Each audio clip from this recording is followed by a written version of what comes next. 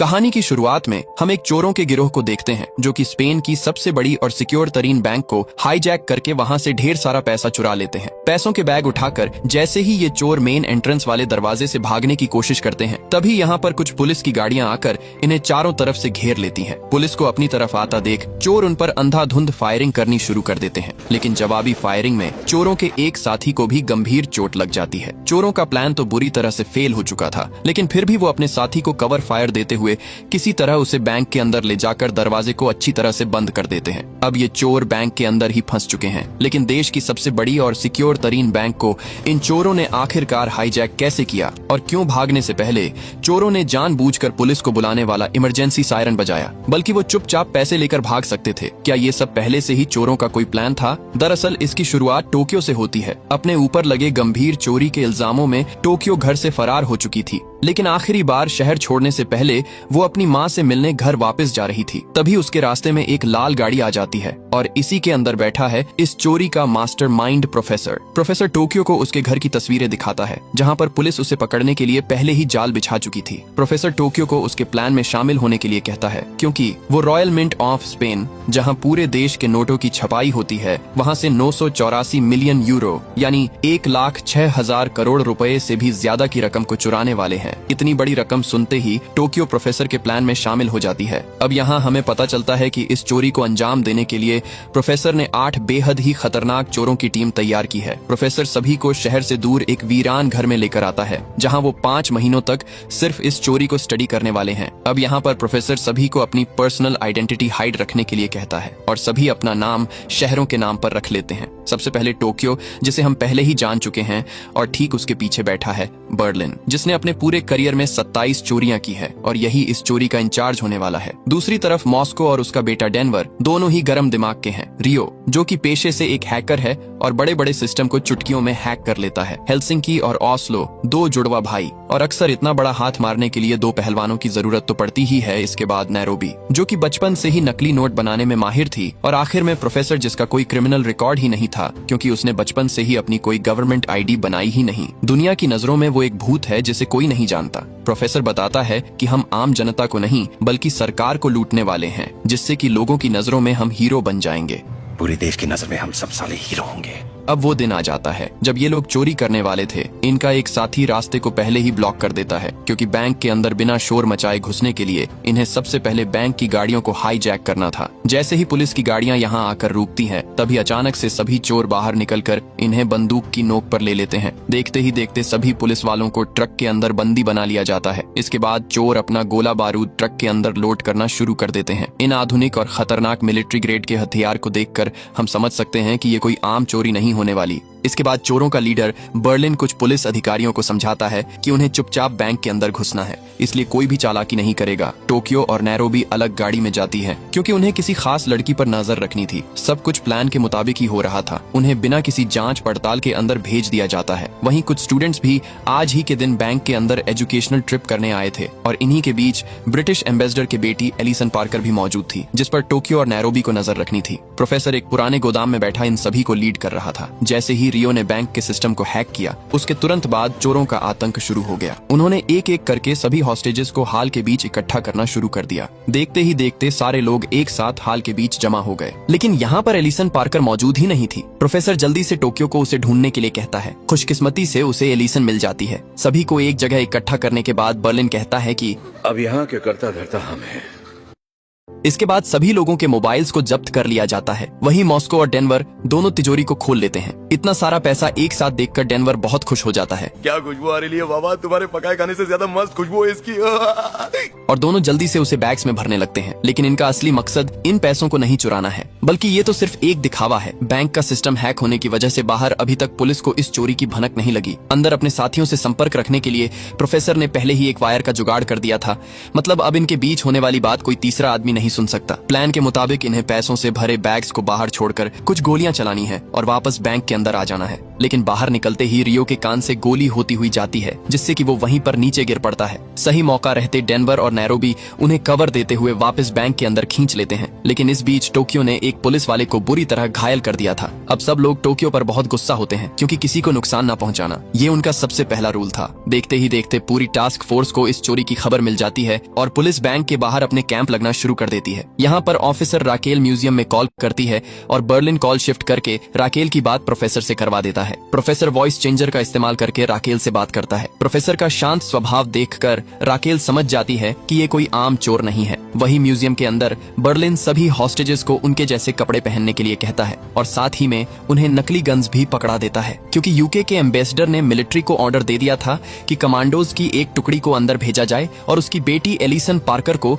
सही सलामत बाहर निकाला जाए। अब अगर कमांडोज बैंक के अंदर आते तो वो सारे चोरों को मार देते, इसलिए चोरों ने अपनी चाल चलते हुए यहाँ पर सभी हॉस्टेजेस को उनके जैसे कपड़े पहनने के लिए कहा, ताकि कमांडोज को पता ना चल सके कि असली चोर कौन है। प्रोफेसर ने 5 महीने की ट्रेनिंग में पहले ही बता रखा था कि कमांडोज एग्जिट वाले गेट से घुसने की कोशिश करेंगे और बिल्कुल वही होता है। कमांडोज पीछे वाले गेट से घुसने की कोशिश करते हैं। रॉबर्स भी ऑटोमेटिक मशीन गन्स के साथ उनका स्वागत करने के लिए तैयार बैठे थे। दूसरी तरफ रियो एलिसन पार्कर से बाहर पुलिस को एक कॉल करवाता है। एलिसन पुलिस को बता देती है कि सभी हॉस्टेजेस को भी रॉबर्स वाले कपड़े पहना दिए गए हैं। अब अगर कमांडोज अंदर गए तो वो मासूम लोगों को भी चोर समझकर मार देगी, इसलिए ये मिशन यहीं पर अबॉर्ट करना पड़ता है और कमांडोज की टुकड़ी वापस चली जाती है। सभी चोर बहुत खुश होते हैं और नैरोबी उन लोगों को बुलाती है जो यहाँ पर नोट छपाई का काम करते थे और असली चोरी अब शुरू होने वाली है। नैरोबी मशीनें चालू करवाती हैं और हर एक मिनट में 1,44,00,000 रुपए छपना शुरू हो जाते हैं। सभी चोर इतना पैसा देखकर बहुत खुश होते हैं। आखिरकार उन्हें 2400 मिलियन यूरो जो छापने थे।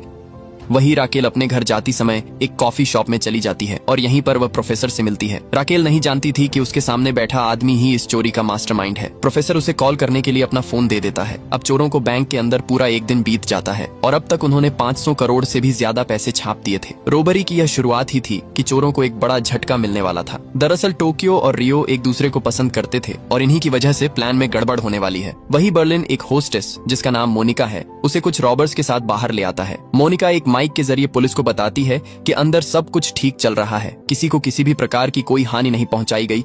एक स्नाइपर बर्लिन को शूट करने के लिए तैयार खड़ा था, लेकिन उसके सीनियर गोली चलाने का ऑर्डर नहीं देते। फिर अंदर आने के बाद बर्लिन कुछ होस्टेस से एक सुरंग की खुदाई करवानी शुरू करता है, क्योंकि वो सुरंग के जरिए ही यहाँ से भागने वाले थे। इसके बाद बर्लिन सभी होस्टेस को एक वीडियो बनाकर अपने परिवार को भेजने की इजाजत दे देता है, लेकिन इस बीच रियो उनकी निगरानी करेगा। जब एलिसन वीडियो शूट कर रही थी तब रियो टोक्यो के साथ बातों में व्यस्त हो जाता है। इसी मौके का फायदा उठाकर एलिसन अपना मोबाइल ऑन कर लेती है। जब पुलिस को उसका फोन ऑन मिलता है तो वो तुरंत उसे हैक करके लाइव रिकॉर्डिंग चालू कर देती है। रियो जल्दी से एलिसन से फोन पकड़कर तोड़ देता है, लेकिन अब बहुत देर हो चुकी थी। पुलिस को उसका चेहरा दिखाई दे चुका था। पुलिस बहुत खुश होती है कि आखिरकार एक चोर का तो चेहरा दिखाई दिया। तस्वीर की मदद से पुलिस रियो का सारा बायोडाटा निकाल लेती है। राकेल प्रोफेसर को कॉल करती है। प्रोफेसर सबसे पहले खाना और दवाइयां की मांग करता है। राकेल कहती है कि हमें तुम्हारे एक साथी का चेहरा दिख चुका है, बेहतर होगा कि तुम खुद ही सरेंडर कर दो, मैं तुम्हारी सजा कम करवा दूंगी। लेकिन प्रोफेसर इसके लिए तैयार नहीं था। दरअसल प्रोफेसर ने इस चोरी को प्लान करने में पूरे 20 साल का वक्त लिया था। प्रोफेसर बर्लिन को कॉल करके कहता है कि जिसने भी फोन एक्टिवेट किया उसे ढूंढ कर सजा दो। अब क्योंकि रियो की लापरवाही की वजह से पुलिस को अंदर की जानकारी मिल चुकी थी, इसलिए बर्लिन उसे पकड़कर हेलसिंकी और ओस्लो के पास ले जाता है और दोनों उसे बहुत बुरी तरह पीटते हैं। इसी बीच मोनिका को एक सीक्रेट फोन के बारे में पता था, इसलिए वो चुपके से उसे अपनी जेब में रख लेती है। वही लंच ब्रेक के दौरान राकेल जब वापस कैफे में जाती है तो यहाँ पर प्रोफेसर भी आ जाता है और तभी राकेल के मोबाइल पर एक मैसेज आता है कि 2 चोरों का पता चल चुका है। तस्वीर को देखते ही राकेल तुरंत प्रोफेसर को दबोच लेती है। प्रोफेसर को लग रहा था कि वो पकड़ा गया, लेकिन राकेल को वो सिर्फ एक न्यूज चैनल वाला रिपोर्टर लग रहा था, इसलिए वो उस पर भड़क गई। प्रोफेसर उसे यकीन दिलाता है कि वो कोई रिपोर्टर नहीं है।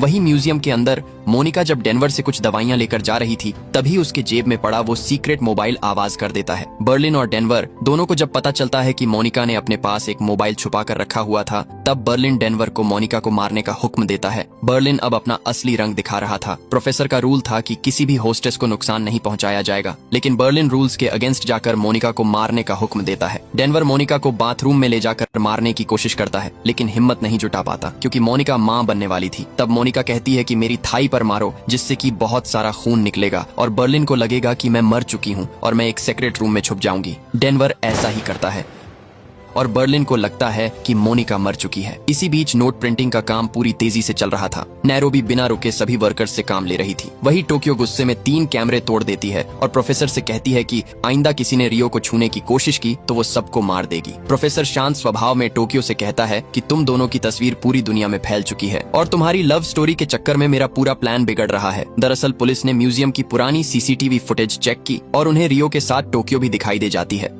वही प्रोफेसर के फोन पर एक कॉल आता है जो कि राकेल की मॉम का था, क्योंकि उस दिन राकेल ने प्रोफेसर के फोन से अपनी मॉम को ही कॉल किया था। किसी वजह से राकेल फोन नहीं उठा रही थी, इसलिए प्रोफेसर खुद उसकी बात करवाने पुलिस कैंप के अंदर चला जाता है और यहाँ पर प्रोफेसर चारों तरफ नजर घुमाकर पुलिस का ताम झाम समझने की कोशिश करता है। वही म्यूजियम के अंदर जब सबको पता चलता है कि बर्लिन के कहने पर डेनवर ने एक होस्टेस को मार दिया है तो सभी बर्लिन पर बहुत गुस्सा होते हैं, क्योंकि उसने प्रोफेसर का पहला रूल ब्रेक कर दिया था। डेनवर के पिता मॉस्को इस बात को सुनकर अंदर से बुरी तरह टूट जाते हैं। मॉस्को फैसला करता है कि वो अब सरेंडर कर देगा, इसलिए वो तेजी से भागता हुआ मेन एंट्रेंस का दरवाजा खोल देता है। लेकिन डेनवर यहाँ पर आकर जल्दी से अपने पिता का चेहरा छुपाता है, क्योंकि अगर पुलिस ने उसका चेहरा देख लिया तो वो उसका भी बायोडाटा निकाल लेंगे। दरवाजे को वापस से बंद कर दिया जाता है। डेनवर अपने पिता को बताता है कि उसने मोनिका को नहीं मारा, बल्कि वो अभी भी जिंदा है और सुरक्षित है। फिर डेनवर अपने पिता को खुली हवा में ले जाने के लिए कुछ हॉस्टेजेस को मास्क और नकली गन्स पकड़ाकर छत पर ले आता है। अब आर्टूरो को दोनों की बातों से पता चलता है कि डेनवर ने मोनिका को गोली मारी है, इसलिए वो डेनवर पर भड़क जाता है। माहौल को खराब होते देख डेनवर और मॉस्को सभी हॉस्टेजेस को घुटनों के बल बैठने के लिए कहते हैं, लेकिन आर्टूरो इस बीच खड़ा ही रहता है और दूर से स्नाइपर्स को लगता है कि आर्टूरो ही चोर है, इसलिए वो उस पर गोली चला देते हैं। लेकिन मास्क उतरने के बाद पुलिस को पता चलता है कि उन्होंने एक मासूम होस्टेस को ही गोली मार दी है। डेनवर और मॉस्को जल्दी से उसे नीचे लेकर आते हैं। वहीं कैंप के अंदर राकेल पर सीनियर्स के थ्रो अब बहुत ज्यादा प्रेशर बढ़ चुका था, क्योंकि उसने गलती से एक होस्टेज को गोली मरवा दी थी। राकेल प्रोफेसर को कॉल करके कहती है कि एम्बुलेंस तैयार खड़ी है, जख्मी आर्टूरो को बाहर आने दिया जाए, लेकिन प्रोफेसर इसके लिए तैयार नहीं था। वो एक मेडिकल टीम को अंदर आने की इजाजत दे देता है। अब पुलिस एक खतरनाक प्लानिंग करती है। वो डॉक्टर के साथ अपने एक भरोसेमंद साथी एंजल को अंदर भेजने वाली थी और दूसरी तरफ से कुछ कमांडोज चोरों जैसे कपड़े पहनकर एक छोटी सी वेंटिलेशन पाइप से अंदर घुसेंगे, जिससे कि कमांडोज चोरों के बीच शामिल होकर उन्हें बड़ी चालाकी से पकड़ लेंगे। लेकिन प्रोफेसर ने भी कोई कच्ची गोलियां नहीं खेली थी। अब जैसे ही एंजल डॉक्टर के साथ म्यूजियम के अंदर घुसता है, तभी प्रोफेसर सीसीटीवी कैमरा के जरिए उसे पहचान लेता है और बर्लिन को कॉल करके शानदार योजना समझाता है। 5 महीनों की ट्रेनिंग में प्रोफेसर ने सबको पहले ही बता रखा था कि जब पुलिस अंदर होगी तब उन्हें लगेगा कि वो जीत चुके हैं, लेकिन तभी हम अपनी चाल चलेंगे। अब सबसे पहले बर्लिन डॉक्टर और एंजल से उनका सारा सामान निकलवा लेता है। इसके बाद ओस्लो एंजल के चश्मे में एक माइक्रोफोन को बहुत ही सावधानी से फिट कर देता है और इस माइक्रोफोन का एक्सेस सीधा प्रोफेसर के पास था। अब प्रोफेसर पहले से ही जानता था कि पुलिस उनके जैसे कपड़े पहनकर अंदर घुसने की कोशिश जरूर करेगी, इसलिए वो सभी हॉस्टेजेस और चोरों के मास्क को पहले ही चेंज करवा देता है। बर्लिन ने सभी लोगों को हुक्म दे रखा था कि उन्होंने हर वक्त डॉक्टर्स पर अपनी ताने रखनी है, जिससे कि अब कमांडोज को पता ही नहीं चलेगा कि कौन असली चोर है। अब जैसे ही एंजल देखता है कि सभी ने अपने मास्क चेंज कर लिए हैं तो वो काफी परेशान हो जाता है, क्योंकि कमांडोज नहीं जानते कि यहाँ पर पूरा खेल ही बदल चुका है। एंजल जल्दी से डॉक्टर्स के साथ बाहर निकलता है और भागता हुआ कैंप में जाकर जल्दी से राकेल को मिशन अबॉर्ट करने के लिए कहता है, क्योंकि अगर कमांडोज अंदर घुस गए तो भारी तबाही हो सकती है। इसीलिए राकेल भी कमांडोज को वापस आने का हुक्म देती है। पुलिस ये देखकर हैरान हो जाती है कि रॉबर्ट्स ने पहले ही इतनी तैयारी कर रखी थी। प्रोफेसर भी उनकी बातें सुन रहा था, क्योंकि उसने एंजल के चश्मे में माइक्रोफोन जो लगवाया था। अब राकेल सबसे कहती है कि रॉबर्ट्स इतनी बड़ी प्लानिंग करने के लिए बैंक तो जरूर आए होंगे, इसलिए पुरानी सीसीटीवी फुटेज को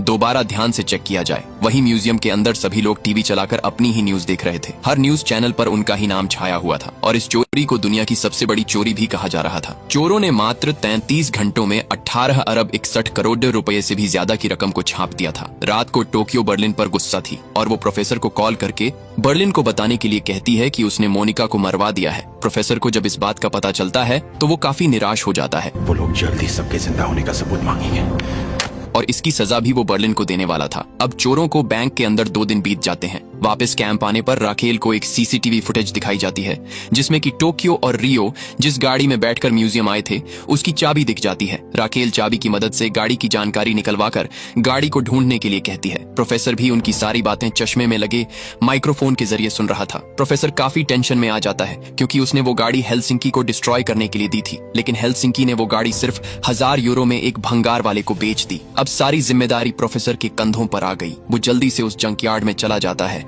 लेकिन यहाँ पर जंकयार्ड के मालिक ने प्रोफेसर को चोर समझकर उसके पीछे अपना कुत्ता लगा दिया, जिससे कि प्रोफेसर को अपनी जान बचाकर यहाँ से भागना पड़ता है। वापस आकर प्रोफेसर पुलिस का ध्यान भटकाने के लिए राकेल से कहता है कि वो 8 हॉस्टेजेस को छोड़ देगा, लेकिन राकेल हॉस्टेजेस की बजाय एलिसन पार्कर को छोड़ने के लिए कहती है और प्रोफेसर उसकी ये सारी बातें मीडिया में लीक कर देता है, जिससे कि लोगों के सामने पुलिस की इमेज खराब हो जाती है, क्योंकि पुलिस ने 8 लोगों को बचाने की बजाय एक बड़े नेता की बेटी को चुना। पुलिस को इस झंझट में उलझाकर प्रोफेसर को वापस से सबूत मिटाने का समय मिल जाता है और इस बार वो छुपता हुआ जंकयार्ड में गाड़ी तक पहुंच जाता है। प्रोफेसर सैनिटाइजर की मदद से सारे फिंगरप्रिंट्स और बाकी के सबूत मिटा देता है, लेकिन जाने से पहले सजा के तौर पर वो बर्लिन की शर्ट का एक बटन गाड़ी में जानबूझकर छोड़ देता है। इसी बीच राकेल भी कुछ पुलिस ऑफिसर्स के साथ यहाँ पर पहुंच जाती है। राकेल को पता चल जाता है कि गाड़ी में सबूत अभी कुछ मिनट पहले ही मिटाए गए हैं और चोर यहाँ से ज्यादा दूर नहीं गया होगा, इसलिए वो सभी को उसे ढूंढने के काम पर लगा देती है। प्रोफेसर समझ जाता है कि अब उसका यहाँ से निकलना नामुमकिन है, इसलिए वो अपना पूरा होलिया ही चेंज कर देता है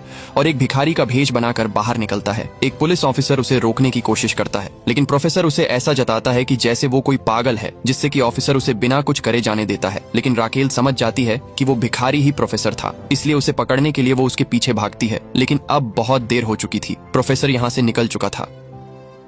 अब हमें ट्रेनिंग के दौरान एक सीन दिखाया जाता है जहां पर नैरोबी प्रोफेसर से पूछती है कि हम बैंक से बाहर कैसे निकलेंगे। प्रोफेसर सबको बताता है कि तुम लोगों को जानबूझकर कुछ हॉस्टेजेस को एक सुरंग खोदने के काम पर लगाना है, लेकिन तुम उस सुरंग से नहीं बल्कि दूसरी सुरंग से निकलोगे, जो कि मैंने आज से 5 साल पहले ही तैयार कर दी थी। तुम्हें बस लॉकर रूम से कुछ दूरी तक खोदना है और बैंक से सीधा यह लोग प्रोफेसर के अड्डे पर निकलने वाले थे। वही प्रेजेंट टाइम में पुलिस को कार के अंदर से मिले हुए बटन पर बर्लिन के फिंगरप्रिंट मिल जाते हैं, जिससे कि पुलिस बर्लिन का बायोडाटा भी निकाल लेती है। पुलिस को पता चलता है कि बर्लिन पहले भी 27 बड़े हाथ मार चुका है, लेकिन आज तक वो पकड़ा नहीं गया। लेकिन राकेल एक चाल चलती हुई बर्लिन पर औरतों की बदसलूकी करने का आरोप लगवाकर मीडिया में वायरल कर देती है। वही प्रोफेसर को एक और झटका लगने वाला था, क्योंकि जंकयार्ड के मालिक ने प्रोफेसर को देख लिया था और पुलिस उससे अब जांच पड़ताल करने वाली है। इससे बचने के लिए प्रोफेसर उस आदमी के परिवार की सारी कुंडली निकाल लेता है। वही म्यूजियम के अंदर बर्लिन टीवी पर अपनी न्यूज देखकर बहुत गुस्सा हो रहा था, क्योंकि उस पर लगाए जा रहे सारे आरोप गलत थे। दूसरी तरफ प्रोफेसर कुछ पुलिस वालों को चकमा देकर उनकी गाड़ी में घुस जाता है और वॉकी टॉकी के जरिए कैंप में एक मैसेज भेजता है, जो कि रशियन भाषा में था। प्रोफेसर उस आदमी के परिवार को मारने की धमकी देता है। ये सुनते ही आदमी जल्दी से बनाया हुआ प्रोफेसर का स्केच डिलीट कर देता है और इस तरह एक बार फिर से प्रोफेसर किसी तरह पुलिस के चंगुल से बच निकलता है। वही म्यूजियम के अंदर बर्लिन डेनवर को मारना चाहता था, क्योंकि उसे लग रहा था कि गाड़ी के अंदर बटन मिलने की वजह डेनवर है, क्योंकि एक रात बर्लिन की शर्ट डेनवर पहनकर उस गाड़ी में सो गया था। लेकिन तभी यहाँ पर बर्लिन को पता चलता है कि मोनिका अभी भी जिंदा है, इसलिए वो डेनवर पर गुस्सा होने की बजाय खुश हो जाता है। इसके बाद प्रोफेसर बर्लिन को कॉल करके बताता है कि गाड़ी के अंदर बटन उसी ने ही छोड़ा था, क्योंकि बर्लिन ने एक होस्टेस की जान ली है। लेकिन तभी बर्लिन मोनिका को प्रोफेसर के सामने जिंदा दिखाता है, लेकिन अब इन सब का कोई फायदा नहीं था, इसलिए प्रोफेसर बर्लिन को उनका अगला प्लान शुरू करने के लिए कहता है और सभी रॉबर्ट्स एक बंद कमरे में लगातार फायरिंग करनी शुरू कर देते हैं और हॉस्टेजेस को जोर से चिल्लाने के लिए कहते हैं। बाहर जब पुलिस गोलियां चलने की आवाज सुनती है तो राकेल बिना देर करे जल्दी से प्रोफेसर को कॉल करती है। राकेल प्रोफेसर से गोलियां चलाने का कारण पूछती है। तब प्रोफेसर कहता है कि हम लोगों ने कुछ हथियारों की जांच की कि वो ठीक तरह से काम कर रहे थे या नहीं। लेकिन राकेल को प्रोफेसर की बात पर यकीन नहीं होता, इसलिए वो खुद अंदर जाकर देखना चाहती थी। प्रोफेसर भी यही चाहता था, इसलिए वो उसे अंदर आने की इजाजत दे देता है।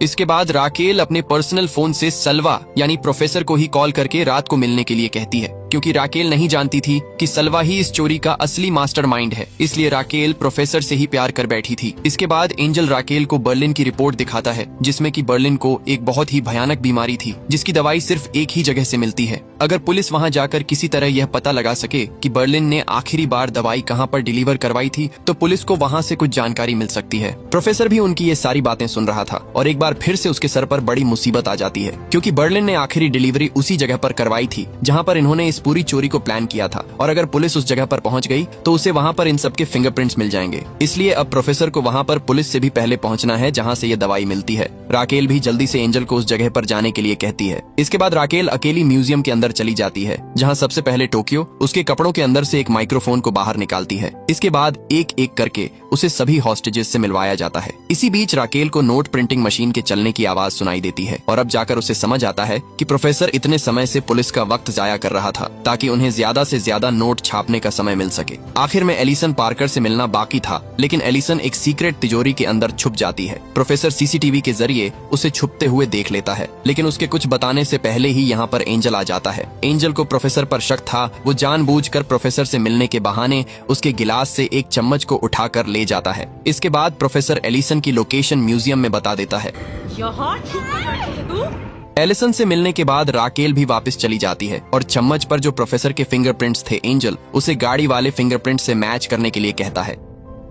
दरअसल उस आदमी को डराते वक्त प्रोफेसर के कुछ फिंगरप्रिंट्स पुलिस की गाड़ी में ही छोड़ दिए थे। वही म्यूजियम के अंदर बर्लिन अपनी बीमारी के बारे में सभी लोगों को बता देता है, क्योंकि वो बस कुछ महीने ही जिंदा रहने वाला है। वही एंजल उस जगह पर पहुंच जाता है जहां से बर्लिन ने अपनी दवाई डिलीवर करवाई थी, लेकिन प्रोफेसर उससे भी एक कदम आगे था। वो पहले ही यहाँ के सारे सबूत अपने साथ लेकर भाग जाता है। अब इस खबर के बारे में सिर्फ राकेल और एंजल को ही पता था। राकेल को लगता है कि एंजल भी उन चोरों के साथ ही मिला हुआ है, इसलिए वो उसे इस केस से बाहर कर देती है। वही म्यूजियम के अंदर 2-3 दिन की मेहनत के बाद मॉस्को खुदाई करके असली सुरंग के काफी करीब पहुंच जाता है। दरअसल बैंक के अंदर 2 सुरंगें खोदी जा रही हैं। असली वाली मॉस्को खोद रहा है और नकली वाली हॉस्टेजेस से खुदवाई जा रही है। असली सुरंग का पता चलते ही सभी बहुत खुश हो जाते हैं और डांस करना शुरू कर देते हैं।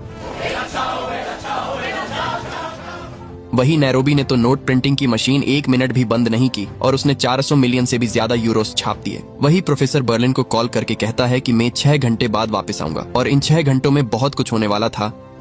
प्रोफेसर राकेल के साथ डेट पर चला जाता है, लेकिन एंजल ने जाने से पहले राकेल को सलवा यानी प्रोफेसर के खिलाफ भड़का दिया था। इसलिए राकेल प्रोफेसर को गन पॉइंट पर लेकर उसके घर पर चलने के लिए कहती है। प्रोफेसर बिना झिझक के उसे अपने अड्डे पर ले आता है, क्योंकि उसने पहले ही एंजल और राकेल की बातें सुन ली थी। इसलिए उसने अपने गोदाम को एक आलीशान घर में बदल दिया। राकेल को भी उस पर कोई शक नहीं होता। वही एंजल को पता चलता है कि चम्मच और गाड़ी वाले फिंगरप्रिंट दोनों मैच कर चुके हैं और प्रोफेसर कोई और नहीं बल्कि सलवा ही है। एंजल राकेल के घर वाले फोन पर इसी मैसेज को छोड़ता है, लेकिन इसी दौरान उसका खुद का भी भयानक एक्सीडेंट हो जाता है। वही म्यूजियम के अंदर आर्टूरो ने कुछ हॉस्टेजेस के साथ मिलकर आज रात भागने का प्लान बनाया था। जैसे ही ऑस्लो नीचे काम कर रहे हॉस्टेजेस को खाना देने आता है, तभी एक होस्टेस पीछे से उस पर हमला कर देता है। वो उसकी गन लेकर बाहर की तरफ भागते हैं, लेकिन आर्टूरो को यहाँ पर डेनवर पकड़ लेता है। डर के मारे आर्टूरो ने डेनवर के आगे सारा प्लान उगल दिया। डेनवर जल्दी से भागता हुआ सभी को इसकी जानकारी देता है, लेकिन अब बहुत देर हो चुकी थी। सभी हॉस्टेजेस एग्जिट गेट पर लगे स्टिकी बॉम्ब को ब्लास्ट करके दरवाजे को तोड़कर यहाँ से भाग जाते हैं।